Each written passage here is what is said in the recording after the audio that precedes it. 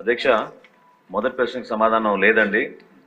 ప్రస్తుతం ఉచిత గ్యాస్ సిలిండర్లను రాష్ట్ర ప్రభుత్వం అందించడం లేదు. అయితే 2016 నుంచి 24 వరకు ప్రధాన మంత్రి ఉజ్వల యోజన పథకం కింద కొంతమంది లబ్ధిదారులకి ఈ ప్రయోజనం చేకూరుతున్నది. రెండో ప్రశ్నకు సమాధానం, కేంద్ర ప్రభుత్వం పిఎంయువై పథకం కింద 9,65,361 మంది లబ్ధిదారులకి మొదట ఉచిత ఎల్పిజి సిలిండర్తో పాటు ఉచిత ఎల్పిజి కనెక్షన్ కూడా మన రాష్ట్రంలో ఇవ్వడం అవుతుంది.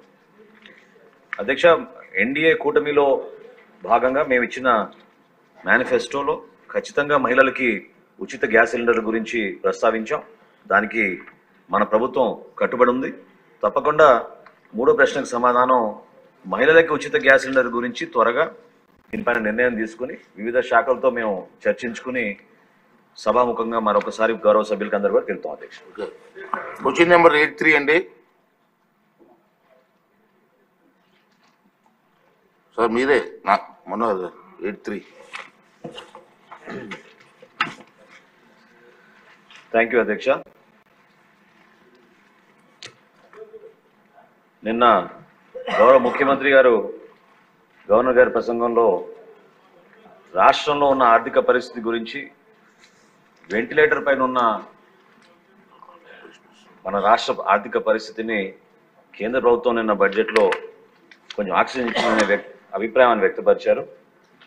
ఈరోజు ఈ ప్రశ్నకి సమాధానంలో కూడా మీకు అర్థం అవుతుంది. ఒక పర్ఫెక్ట్ ఎగ్జాంపుల్ ఇది, ఏ విధంగా మన రాష్ట్రాన్ని వీళ్ళు ఆర్థికంగా ఎన్ని ఇబ్బందులు పెట్టారనే దానిపైన మనం ఖచ్చితంగా ఈ ప్రశ్న ద్వారా మనం మాట్లాడుకోవచ్చు అండి.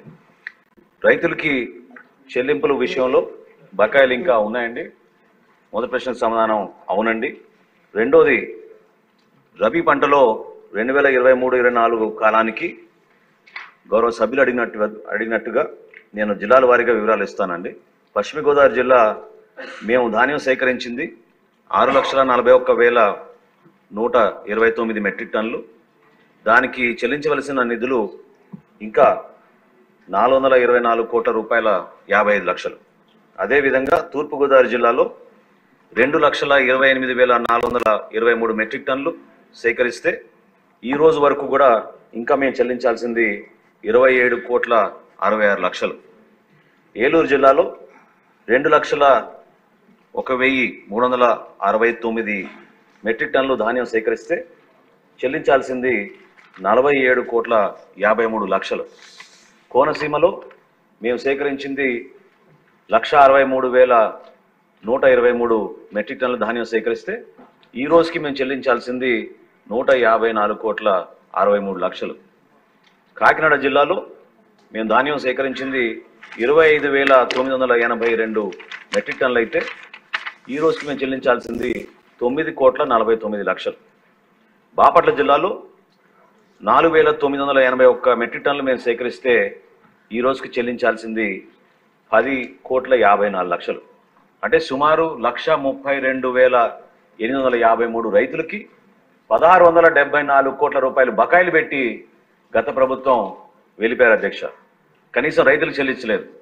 అయితే మా ప్రభుత్వం వచ్చిన తర్వాత మేము ఇన్ని ఆర్థిక ఇబ్బందులు ఉన్నా కూడా గౌరవ ముఖ్యమంత్రి గారు, అదేవిధంగా గౌరవ ఉప ముఖ్యమంత్రి గారి చొరవతోటి 1000 కోట్ల వరకు సమీకరించుకుని రాష్ట్ర ప్రభుత్వ సహాయంతో ఆ రైతులకి మేము చెల్లించాం అధ్యక్ష. దాని వివరాలు కూడా ఇస్తాను.